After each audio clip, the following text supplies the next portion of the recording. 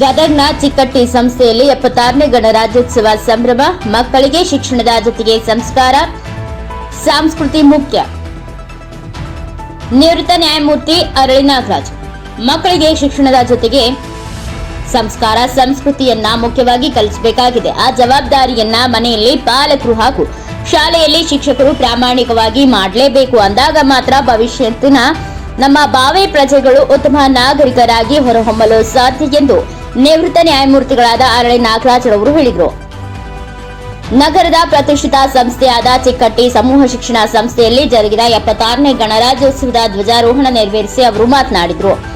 ಸುರಿಯುವ ಮಳೆಯನ್ನ ಸರಿಯಾಗಿ ಬಳಸಿಕೊಳ್ಳುವವರೇ ಜಾಣರು ಎನ್ನುವ ನುಡಿಯಂತೆ ಸಮಯಕ್ಕೆ ಗೌರವ ಕೊಟ್ಟು ಸಮಯದ ಸಾರ್ಥಕ ಬಳಕೆಯಿಂದ ಕೆಲಸ ಮಾಡಿದರೆ ಸಾಧಕರಾಗಲು ಸಾಧ್ಯ.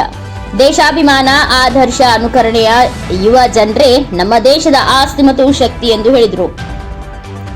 ಇದೇ ವೇಳೆ ತಾವು ರಚಿಸಿರುವ ಪುಸ್ತಕದ ಕುರಿತು ಮಾಹಿತಿಯನ್ನ ಹಂಚಿಕೊಂಡರು. ನಿವೃತ್ತ ಪ್ರಾಂಶುಪಾಲರಾದ BF ಚೇಗಾರೆಡ್ಡಿ ಮಾತನಾಡಿದರು. ಭಾರತ ಸಂವಿಧಾನದ ಕರಡು ರಚನಾ ಸಮಿತಿಯ ಅಧ್ಯಕ್ಷರಾಗಿ ಡಾಕ್ಟರ್ BR ಅಂಬೇಡ್ಕರ್ ಅವರೊಂದಿಗೆ ಇತರರು 6 ಸದಸ್ಯರ ಸಮಿತಿ ನೇಮಕಗೊಂಡು ಭಾರತ ಸಂವಿಧಾನದ ಕರಡು ಪ್ರತಿಯನ್ನ ರಚಿಸಿಕೊಟ್ಟರು. ಈ ಸಂವಿಧಾನದ ಮೂಲಕ ನಮ್ಮ ದೇಶದ ರಾಷ್ಟ್ರಪತಿಯವರನ್ನ ನಾವೇ ಆಯ್ಕೆ ಮಾಡುವ ಹಕ್ಕನ್ನ ಪಡೆದವು. ಇದೇ ವೇಳೆ ನಿವೃತ್ತ ನ್ಯಾಯಮೂರ್ತಿ ಅರಳಿ ನಾಗರಾಜ ಹಾಗೂ BF ಚೇಗಾರೆಡ್ಡಿ ಅವರನ್ನ ಚಿಕ್ಕಟ್ಟಿ ಸಂಸ್ಥೆ ವತಿಯಿಂದ ಸನ್ಮಾನಿಸಿ ಗೌರವಿಸಲಾಯಿತು.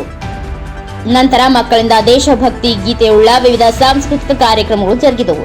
ಶಾಲಾ ಕಾಲೇಜಿನ ಉಪನ್ಯಾಸಕರು ಹಾಗೂ ಶಿಕ್ಷಕ ವರ್ಗ ಮತ್ತು ಸಿಬ್ಬಂದಿಗಳು ಹಾಜರಿದ್ದರು. Arjun Hosmani, NKS TV4 news, Mundrigi.